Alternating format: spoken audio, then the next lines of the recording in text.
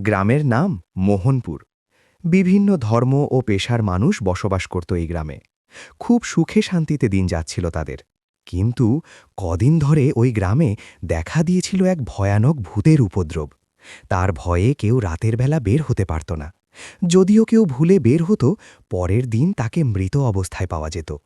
এভাবেই আতঙ্কের মধ্যে দিন কাটছিল তাদের। রোজ কেউ না কেউ সেই ভূতের শিকার হতে থাকে। একদিন গ্রামে এক সন্ন্যাসীর আগমন ঘটে।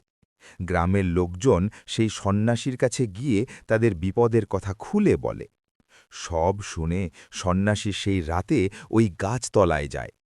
হঠাৎ তার সামনে সেই বিরাট দৈত্যাকার ভূতটা প্রকট হয়ে ওঠে। সঙ্গে সঙ্গে সন্ন্যাসী তার দৈব ক্ষমতা বলে সেই ভূতটাকে ক্ষুদ্র করে দেয় এবং এক বোতলে আটকে রাখে। সেই বোতলটিকে নদীতে ফেলে দেয়। এই দিনের পর থেকে আর রাতে কেউ চলাফেরা করতে ভয় পায় না।